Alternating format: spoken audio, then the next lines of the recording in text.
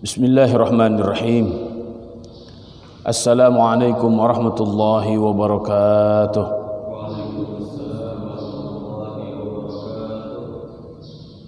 Alhamdulillahi rabbil alamin. Wabihi nasta'inu ala umuri dunya wad din. Assalatu wassalamu ala ashrafil anbiya'i wal mursalin, nabiyyina wa maulana wa syafi'ina Muhammadin sallallahu alaihi wasallam wa ala alihi wa ashabihi wa man ittaba'ahu wa man sara ala nahjihi ila yaumil qiyam. Asyhadu an la ilaha illallah wa asyhadu anna Muhammadan abduhu wa rasuluh alladzi la nabiyya wa la rasula ba'dah. Faqur rabbi zidni ilma warzuqni fahma. Allahumma iftah lana hikmataka wanshur alaina rahmataka min khazaini rahmatika ya arhamar rahimin. Allahumma amin. Saudara-saudaraku kaum muslimin dimanapun berada, saya tidak akan pernah bosan untuk senantiasa memuja dan memuji hanya kepada Allah, dan mengajak semuanya pula untuk memuja dan memuji hanya kepada Allah Subhanahu wa taala, karena Allah Subhanahu wa taala yang hanya layak untuk senantiasa kita memuja dan memuji kepadanya. Allah yang menciptakan kita, Allah yang mencukupkan rezeki untuk kita, Allah yang mengatur segala urusan kita, Allah yang menggenggam hati kita, Allah yang menggenggam pikiran kita. Semoga Allah Subhanahu wa taala jadikan setiap nikmat yang Allah berikan kita gunakan untuk menjaga keimanan kita, untuk terus menumbuhkan kualitas keimanan dan ketakwaan yang ada pada diri kita semuanya. Salawat dan salam semoga senantiasa tercurah kepada Rasulullah sallallahu alaihi wasallam. Semoga kita semuanya termasuk orang-orang yang terus meningkatkan rasa cinta kita kepada Nabi Muhammad sallallahu alaihi wasallam, sehingga dengan terus meningkatkan pemahaman itu kita tidak akan pernah bosan untuk bersalawat kepada Nabi Muhammad sallallahu alaihi wasallam, mengkaji ajaran-ajarannya, terus melaksanakannya, terus mendakwahkan, bahkan memperjuangkan risalahnya hingga akhir hayat kita. Jika kita tidak mengikuti apa yang telah diajarkan oleh Nabi sallallahu alaihi wasallam, akan kemana kita memohon pertolongan? Siapa yang akan kita jadikan sebagai suri tauladan dalam kehidupan? Bukankah Nabi sallallahu alaihi wasallam adalah qudwah hasanah bagi kita? Bukankah Nabi sallallahu alaihi wasallam begitu sayang kepada kita semuanya, yang akhir hayatnya mengatakan ummati ummati ummati, wahai umatku wahai umatku wahai umatku. Bukankah kelak Nabi sallallahu alaihi wasallam di yaumul hisab, Nabi sallallahu alaihi wasallam yang terus sujud sambil bermunajat kepada Allah Subhanahu wa taala, ummati ummati ummati fabakat, umatku umatku umatku. Kemudian Nabi sallallahu alaihi wasallam menangis agar kita semuanya sebagai umatnya selamat dari siksa api neraka. Semoga salawat dan salam senantiasa tercurah kepadanya. Allahumma salli wa sallim wa barik alaihi. Saudaraku kaum muslimin rahimakumullah, terlihatnya indah, terlihatnya mulia ketika kita bertambah ilmu setiap hari. Saya ingin menegaskan bahwa ketika kita bertambah ilmu tapi tidak bertambah iman, tidak bertambah takwa, tidak bertambah semangat amal solehnya, sejatinya yang bertambah itu bukan kebaikan, tapi yang bertambah itu adalah semakin jauh dari Allah Subhanahu wa taala. Yang bertambah itu adalah murka dari Allah Subhanahu wa taala.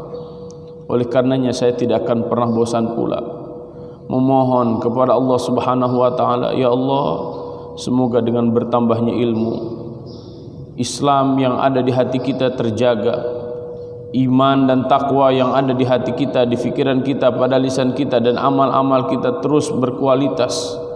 Ya Allah, jangan sampai Engkau tambahkan kepada kami ilmu, akan tetapi tidak pernah bertambah kualitas keimanan dan ketakwaan kepadamu. Rabbi zidni ilma warzuqni fahma. Allahumma amin. Saudara-saudaraku yang dirahmati Allah Subhanahu wa taala, sebelum kita membahas apa yang disebutkan oleh para ulama dengan al-mu'awwidzatain, dua surat yang dijadikan perlindungan. Mu'awwidzatain itu dua surat yang dijadikan perlindungan. Maka saya ingin membahas terlebih dahulu apa yang dimaksud dengan ta'awudz. Apa yang dimaksud dengan berlindung kepada Allah? Jika kita perhatikan surat An-Nahl, surat ke-16, ayat 98 dan 99, Allah Subhanahu wa taala mengingatkan kepada kita semuanya dengan sebuah perintah. A'udzu billahi minasyaitonir rajim. Bismillahirrahmanirrahim. Fa idza qara'tal Qur'ana fasta'iz billahi minasyaitonir rajim. Innahu laisa lahu sultanun 'alal ladzina amanu wa 'ala rabbihim yatawakkalun. Allahumma arhamna bil Qur'an. Fa idza qara'ta, jika engkau membaca Al-Qur'an, jika engkau membaca Al-Qur'an, fasta'iz, maka hendaklah engkau berlindung billahi kepada Allah, minasyaitonir rajim, dari syaitan yang dirajam. Innahu laisa lahu sultanun, innahu, sesungguhnya dia, laisa lahu, tidak ada baginya, dia tidak punya sultanun, kekuasaan, dia tidak akan pernah bisa menguasai siapa? Alal ladzina amanu, orang-orang beriman, wa ala rabbihim, dan orang-orang yang kepada Tuhan mereka yatawakkalun, senantiasa bertawakal, menyerahkan semuanya kepada Allah Subhanahu wa taala. Bagi saya ayat ini sangat menarik, karena ayat ini mengandung pertanyaan-pertanyaan yang sangat penting yang harus kita jawab. Apa itu? Jika dalam ayat ini Allah Subhanahu wa taala menegaskan fa idza qara'ta, jika engkau telah, qara'ta itu artinya telah, karena dia bentuknya fi'il madhi. Ada para ulama yang mengatakan membaca a'udzubillahi minasyaitonir rajim itu bukan di awal tapi di akhir. Kenapa? Karena memang lafadznya qara'ta, qara'ta itu fi'il madhi, jika engkau telah membaca Al-Quran. Jadi kita baca Al-Quran panjang, terakhirnya bukan shadaqallahul azim, tapi terakhirnya a'udzubillahi minasyaitonir rajim. Dari mana diambilnya? Dari ayat ini. Tidak, ayatnya tidak begini, fa idza sataqra'ul Qur'an, jika engkau akan membaca Al-Quran. Saya secara pribadi sepakat dengan pendapat Imam Ibnu Katsir rahimahullah bahwa yang dimaksud di sini qara'atal Qur'an, yaitu idza aradu qira'atal Qur'an, jika mereka hendak membaca Al-Quran. Kenapa? Karena bisa jadi godaan-godaan setan itu dari awal, di tengah, dan juga akhir. Jika di awal sudah berlindung kepada Allah, semoga dari awal, tengahnya, dan akhirnya, dan setelahnya kita tetap dijaga oleh Allah Subhanahu wa taala, karena dari awal kita sudah memohon perlindungan kepada Allah Subhanahu wa taala. Hal yang sangat menarik pula yang kedua, kenapa kita harus berlindung? Nah itu, kenapa kita harus berlindung? Berlindung menunjukkan bahwa kita sebagai makhluk itu lemah, maka kita harus mencari perlindungan kepada siapa? Kepada yang maha kuat. Manusia ketika ada masalah dengan manusia, maka dia akan mencari orang yang akan membelanya. Seorang anak berantem sama temannya, maka anak tersebut akan mencari perlindungan kepada siapa? Kepada orang tuanya, karena dia merasa bahwa orang tuanya itu lebih kuat, lebih hebat, dan dia yakin orang tuanya bisa menyelesaikan masalahnya. Ada perkataan anak-anak kalau lagi main, mereka lagi berantem, bejakeun ka polisi sia, oh tenan naon sok bejakeun ka tentara. Kata temannya lagi, sok bejakeun ka hakim, tenan naon ke bejakeun ka pengacara gitu. Sok dibejakeun ka malaikat Jibril, bae tenan naon dibejakeun ka malaikat Israil. Wah yo gitu. Itu anak-anak ngobrolnya kayak begitu. Kenapa? Seakan-akan dia punya backing, punya bodyguard. Semakin punya bodyguard yang hebat, yang banyak, yang kuat, maka dia semakin tenang. Iya kan? Seseorang ditilang sama polisi, dia itu nggak punya SIM, nggak punya STNK, nah, tenang, dia telepon. Siapa yang ditelepon? Kepalanya. Takut kan polisi kayak begitu. Waduh, dia ternyata anak buah kepala saya ini. Saling takut. Dilaporin lagi ke Jenderal Bintang 1, laporin lagi Jenderal Bintang 2, ya terus saling melapor kepada manusia. Itu memang karakter manusia, ingin berlindung kepada sesuatu yang lebih daripada dirinya. Maka ta'awudz ini mengajarkan kepada kita semuanya bahwa kita harus terus-menerus berlindung dari apa dan kepada siapa. Kita harus berlindung kepada Allah dari siapa? Dari setan. A'udzu, aku berlindung. A'udzu bentuknya fi'il mudhari, artinya hal wal mustaqbal. Aku sejak saat ini dan sampai kapanpun akan terus menerus berlindung billahi, kepada Allah. Bi di sini sangat unik pula karena tidak disebutkan ila. Bukankah kepada itu dalam bahasa Arab ila? Tapi ketika menunjukkan ila, a'udzu ilallah minasyaitonir rajim, pemahamannya jadi rusak. Kenapa rusak? Karena ila itu ada jarak. Ini saya di sini, Ustaz Husni di situ. Saya pergi ke Ustaz Husni, berarti jauh. Kalau bi itu terus menerus nempel. Ini seperti kayak begini. Ini bukan sombong ya. Saya sedang memakai jam tangan. Jam tangan ada di mana?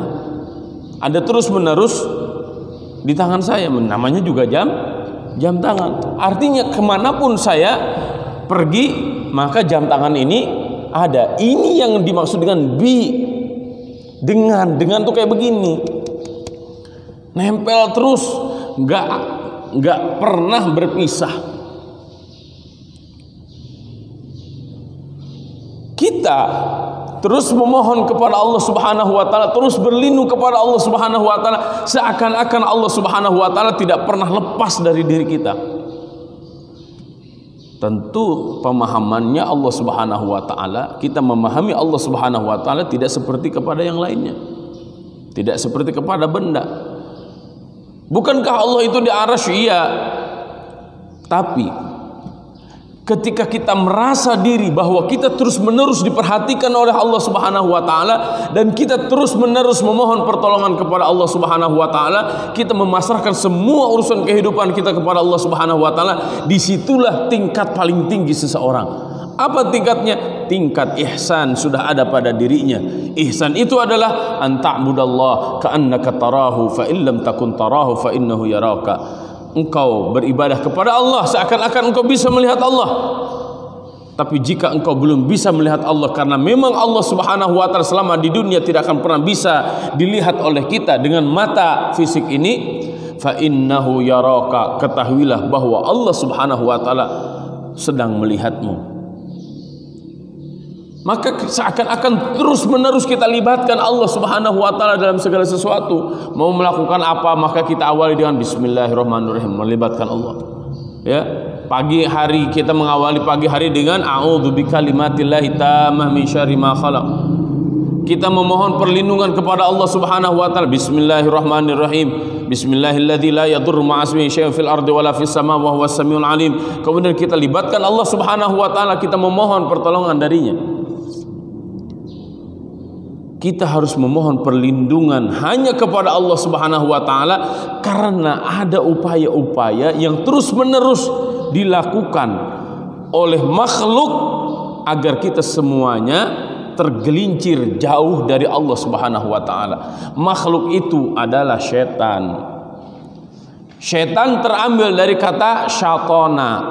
Syatona itu melenceng. Kereta api relnya ada dua. Jika lokomotif sudah keluar dari relnya, apa yang akan terjadi? Melenceng. Nah, kurang lebih begitu. Jadi setan disebut setan karena dia sudah tidak lagi berada di jalur aturan Allah dan di jalur aturan Rasul Shallallahu Alaihi Wasallam. Maka dia melenceng, dia keluar dari jalur, maka disebut dengan setan. Ini hati-hati, bapak-bapak, ibu-ibu. Saya sarankan jangan pernah memberikan nama kepada anaknya Syatono, Syutini, jangan. Kenapa? Karena kalau dalam bahasa Arabnya terambil dari kata Syatona. Syatona, Syatono, Syutini. Kalau dalam bahasa Arab kurang lebih itu artinya keluar dari jalur. Setan dikatakan setan karena dia sudah keluar dari jalur dan dia ingin terus-menerus mengajak orang lain keluar dari jalur, sehingga bersama-sama mereka. Nah, ini dilakukan oleh setan kapan? Terus-menerus. Ya.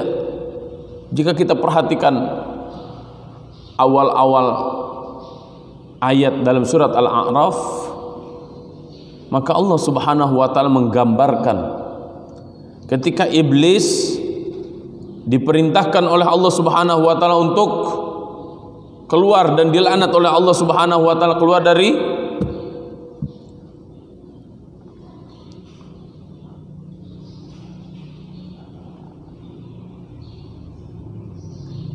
iblis, keluar dari komunitas bersama malaikat yang tadinya bertemu dengan Nabi Adam, keluar semuanya kan.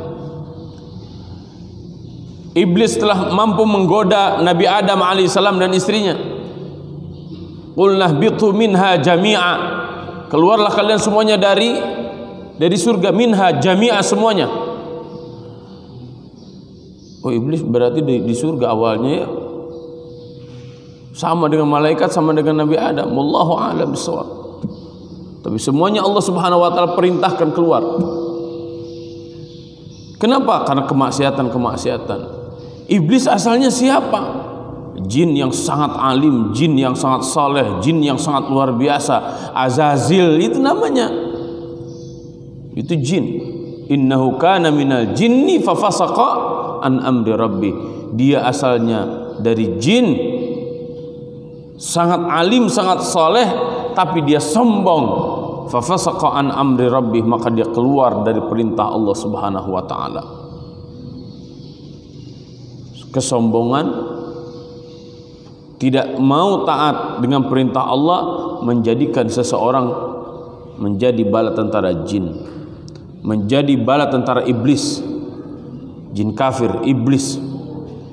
Semua itu dimaknakan dengan setan.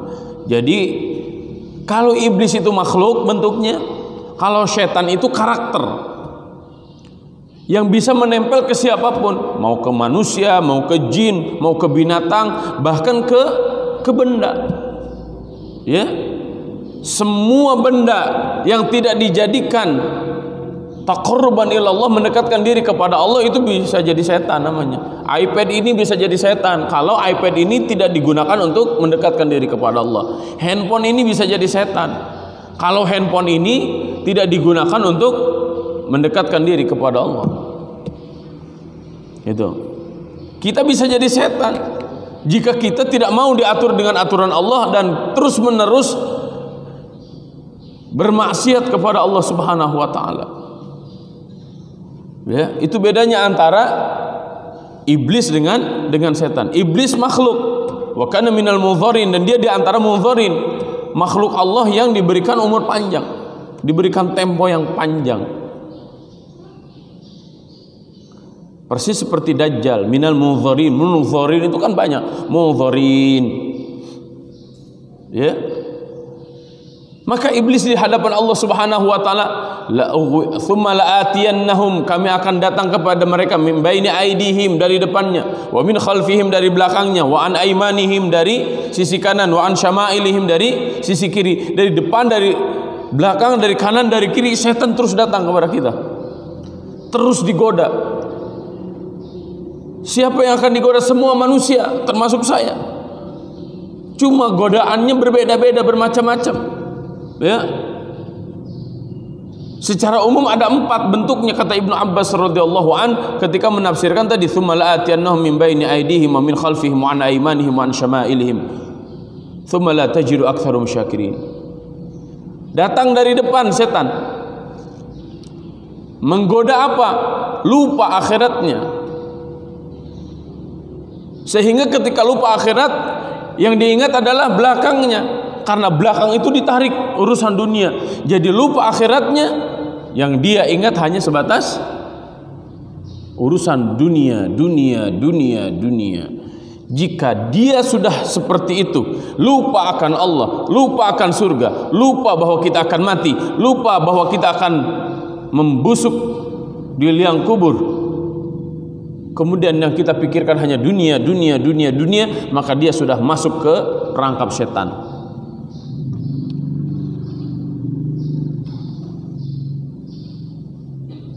Setan datang dari sebelah kanannya,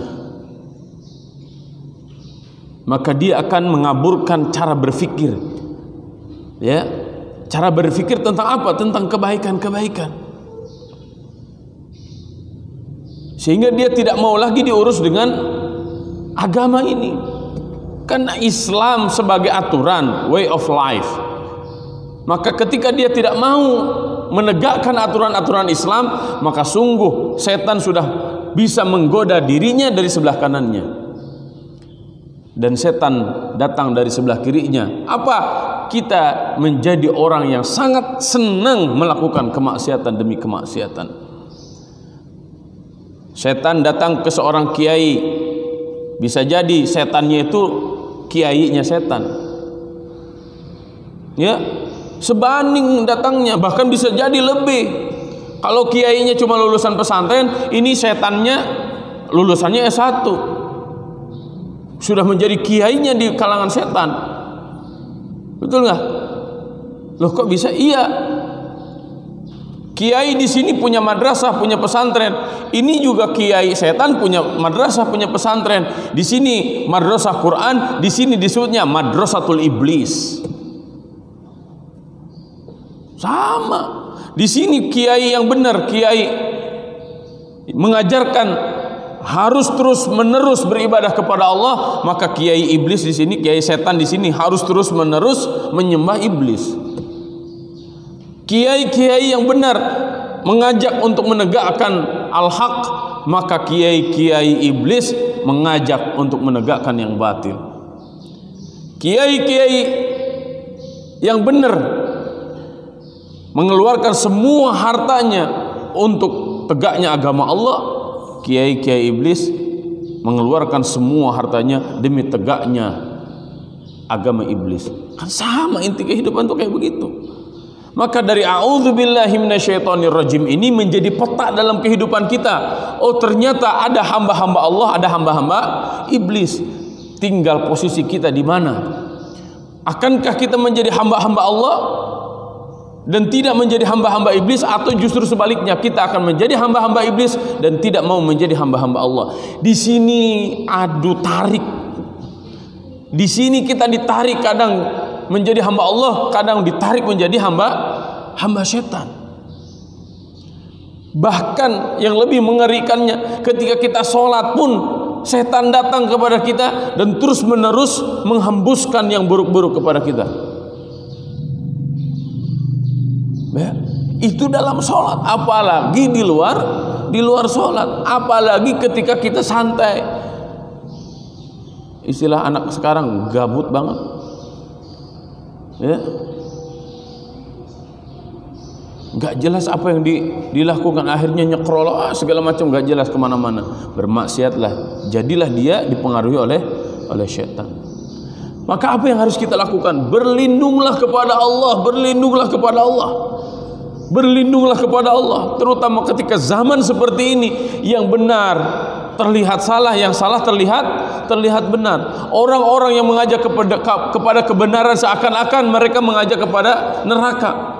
Orang-orang yang mengajak kepada neraka seakan-akan mengajak kepada surga. Ini zamannya Dajjal. Ketika perempuan-perempuan sudah tidak lagi punya malu, keluar dari rumah tidak menutup auratnya, kemudian diingatkan, "Mah, tutup auratnya, kakak tutup auratnya." Apa sih? Yang benar jadi salah, yang salah jadi benar. Bahkan santri-santri pun bisa jadi kayak begitu. Pakai peci iya, pakai gamis iya, pakai imamah iya, tapi hatinya bisa jadi hati Dajjal. Kenapa seperti itu? Karena pakaiannya hanya sebatas untuk menutupi kesalahan-kesalahannya. Ini yang harus kita berlindung kepada Allah. Mathaluhum kamathalil ladzi istawqada nara falamma adha'at ma hawlahu dhahaba Allahu bi nurihim wa tarakahum fi dhulumatin la yubsirun. Ada karakter orang yang Allah berikan kesempatan ingin mendapatkan hidayah, Allah terangi dia dengan cahaya, tapi ternyata setelah cahayanya semakin besar, ternyata hatinya semakin gelap. Persis seperti orang yang menyalakan api unggun. Seharusnya ketika api unggun itu terang benderang menyinari sekitar dia, tapi ayat ini sangat aneh karena api unggunnya semakin membesar tapi cahayanya tidak ada. Ini bisa jadi terjadi pada diri kita, orang-orang yang memahami Al-Quran tapi semakin banyak hafalan Al-Qurannya justru semakin brengsek kitanya. Semakin punya gelar kiai haji justru semakin brengsek. Semakin punya gelar al-hafid bisa jadi semakin brengsek. Kenapa? Karena ilmunya tidak menghantarkan dirinya menjadi orang-orang yang semakin dekat dengan Allah Subhanahu wa taala. Ini ujian yang Allah berikan kepada seluruh orang-orang yang memiliki ilmu, termasuk kepada saya. Maka oleh karena itu kita berlindung kepada Allah Subhanahu wa taala. Saya menjadi mengerti kenapa ada surat ini, surat An-Nahl ayat 98 yang memerintahkan kepada kita semuanya, jika baca Quran berlindunglah kepada Allah. Memang para ulama mengatakan ini bukan wajib, membaca ta'awuz itu bukan wajib, tapi nadab, sunnah.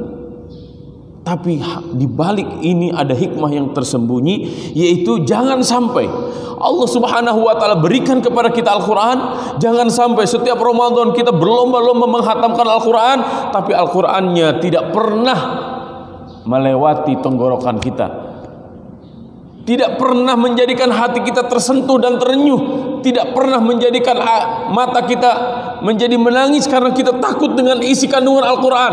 Al-Quran hanya sebatas dibaca oleh mulut kita, tapi hati kita tidak pernah bersama Al-Quran, fikiran kita tidak pernah bersama Al-Quran. Bukankah ini menjadi awal bahwa kita semuanya akan hancur? Maka berlindunglah, berlindunglah, berlindunglah. Hei Us Mauludin, berlindunglah kepada Allah Subhanahu wa taala, karena ini unlimited. Setan itu nggak ada dalam kamus setan. Oh, dia kiai, saya nggak bisa menggoda kiai. Tidak ada dalam kamus setan seperti itu. Tidak ada dalam kamus iblis. Oh, dia kan Pak Camat, oh dia kan Bupati, dia kan Presiden, saya nggak kuat menggoda Presiden. Nggak ada. iblis bertemu dengan siapapun, maka iblis akan menggoda dia. Hanya nabi, hanya rasul yang dijaga oleh Allah Subhanahu wa taala, karena mereka semuanya maksum. Selain nabi dan selain rasul, semuanya akan dilibas habis, digoda oleh jin. Yuhi ba'duhum ila ba'din zukhrufal qawli ghurura. Iblis seakan-akan memberikan wahyu kepada mereka, terus mengipas-kipas kepada mereka. Orang-orang soleh dikipas-kipasin agar melenceng. Ya, orang-orang berilmu terus dikipas-kipasin agar melenceng, semakin jauh dari Allah Subhanahu wa taala, dan itu menjadi target iblis.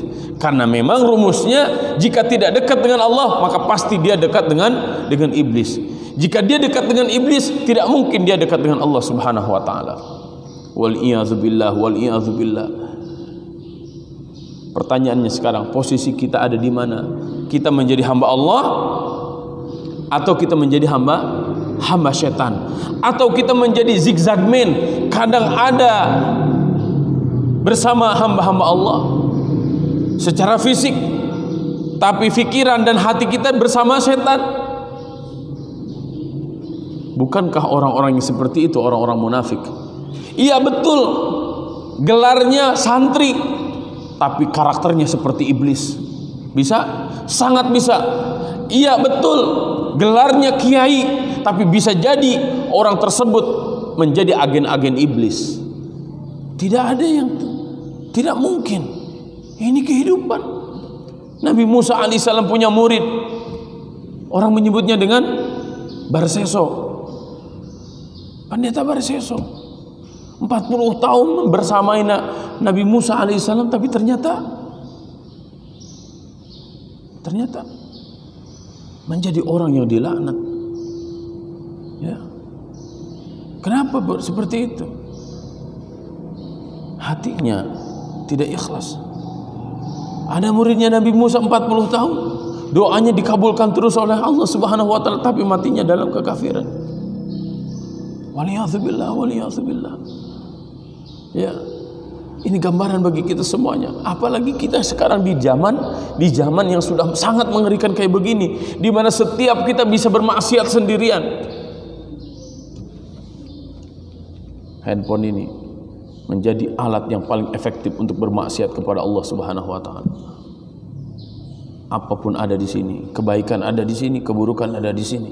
Jika kita tidak menggunakan ini untuk kebaikan, maka pasti untuk keburukan. Kita berlindung kepada Allah Subhanahu wa taala. Ya Allah, jaga kami ya Allah. Kita terlihatnya membaca Quran tiap hari, tapi membaca Al-Quran menjadi beban.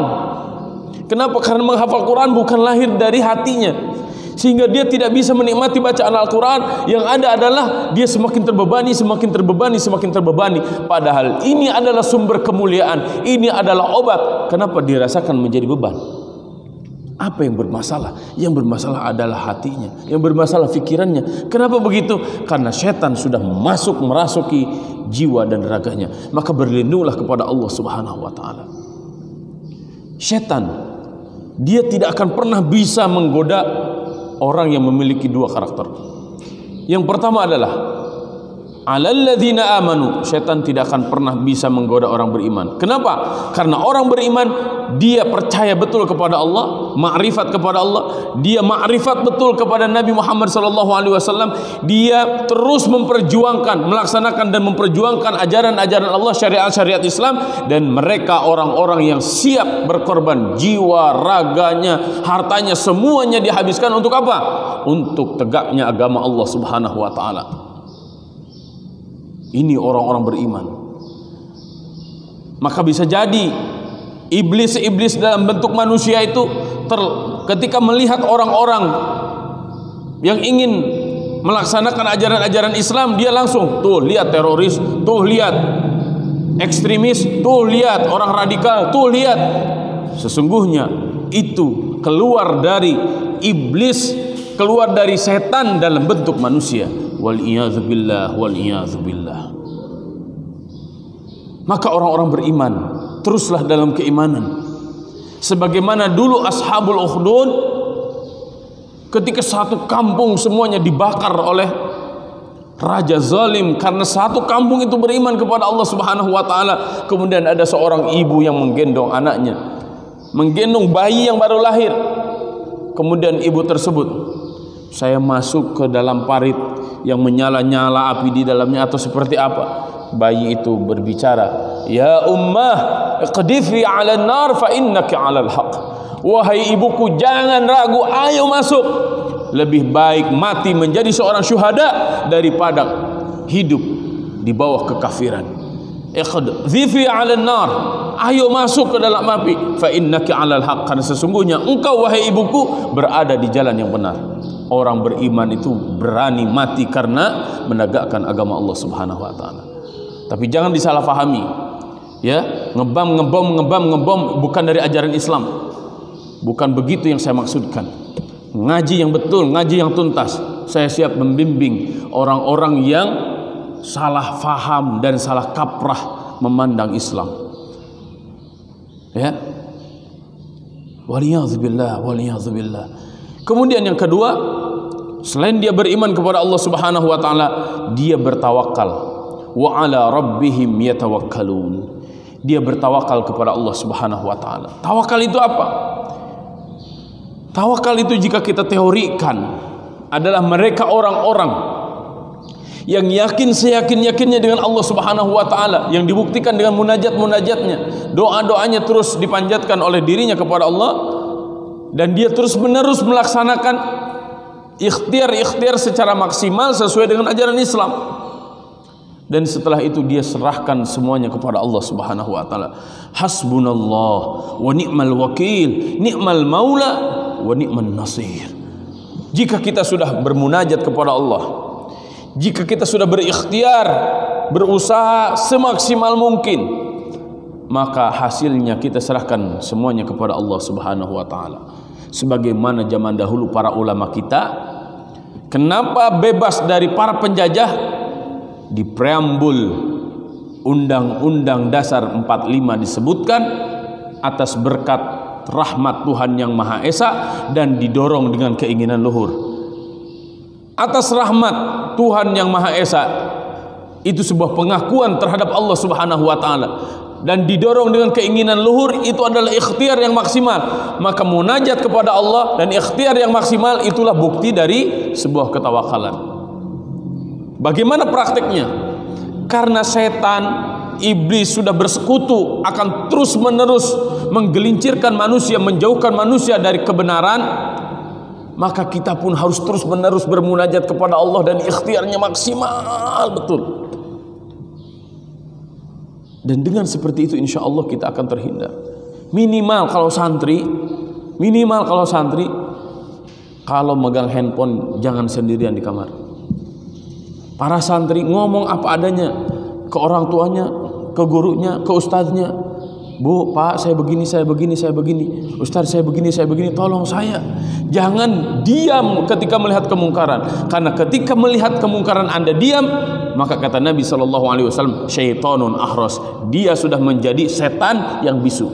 Udah jadi setan bisu lagi. Apalagi kalau dia diam melihat temannya, udah biarkan. Kan yang penting kita aja selamat. Ketahuilah kita ini semuanya sama. Dalam satu keluarga semuanya sama. Dalam satu pesantren, dalam satu sekolah semuanya sama. Bagaikan orang yang sedang berlayar di atas lautan. Di atas lautan akan dihempas dengan ombak dan gelombang. Jangan sampai dari luar ombak dan gelombang terus menerjang. Ada juga orang yang membolongi kapal itu. Walaupun kecil bolongannya, alah nggak apa-apa kan, yang penting bukan kita, yang penting nggak ke kita, yang penting. Apa yang akan terjadi? Semua penumpang di kapal itu akan tenggelam. Saya pesankan betul pada diri saya, pada istri saya, pada anak-anak saya, pada santri-santri saya, semua orang tua yang menyaksikan ini, semua guru, milikilah waktu untuk duduk bersama. Saling membuka apa yang sedang terjadi, bermusyawarah, saling menyelamatkan, karena kondisi kita hari ini sudah sangat rusak.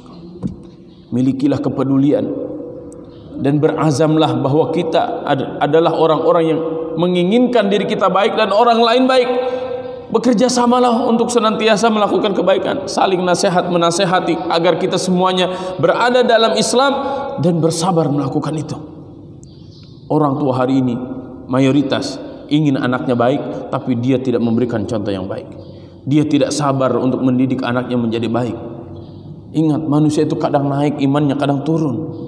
Bisa jadi secara fisik anak-anak kita berada bersama kita, tapi hati dan pikirannya bersama setan. Bisa jadi santri-santri kita secara fisik ada di pesantren, tapi hati dan pikirannya tidak bersama ustadznya, tapi bersama iblis, bersama setan. Bisa jadi murid-murid Anda ada secara fisik di sekolah Anda, tapi mereka tidak belajar ke Anda sebagai gurunya, tapi mereka belajar kepada setan yang ada di handphonenya. Mereka belajar kepada iblis yang ada di hatinya. Wal-iyadzu billah, wal-iyadzu billah, wal-iyadzu billah. Ya Allah, lindungi kami. Ya Allah, selamatkan kami. Ya Allah, jaga kami. Kami lemah ya Allah. Kami tidak punya daya dan kekuatan kecuali hanya dari-Mu ya Allah. La haula wa la quwwata illa billahil aliyyil azim. Ya Allah ya Rahman ya Rahim. Ya Allah ya Rahman ya Rahim, irhamna. Sayangi kami ya Allah, kasihi kami ya Allah. Kami tidak bisa melihat apa yang tidak nampak. Ya Allah, tunjukkan kepada kami yang hak itu hak. Tunjukkan kepada kami yang benar itu benar. Berikan rezeki kepada hati kami untuk senantiasa mengikuti yang benar, untuk senantiasa mengikuti yang hak, untuk senantiasa melaksanakan ajaran-ajaran Islam.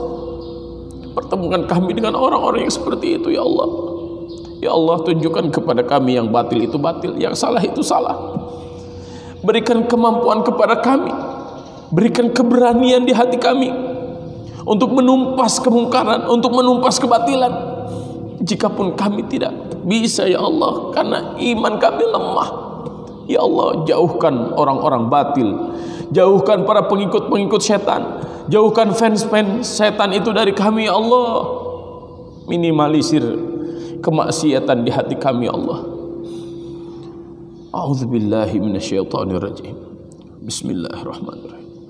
Allahumma qsim lana min khasyatika ma tahulu bihi bainana wa baina ma'siyatik, wa min ta'atika ma tuballighuna bihi jannatak, wa min al-yaqini ma tuhawwinu bihi alaina masa'ib ad-dunya, wa matti'ana Allahumma bi asma'ina wa absarina wa quwwatina ma ahyaytana, waj'alhu al-waritha minna, waj'al tha'rana 'ala man zalamana wansurna 'ala man adana, wa la taj'al ad-dunya akbara hammina ولا مبلغ علمنا ولا تسلط علينا من لا يخافك ولا يرحمنا ولا إلى النار مصيرا.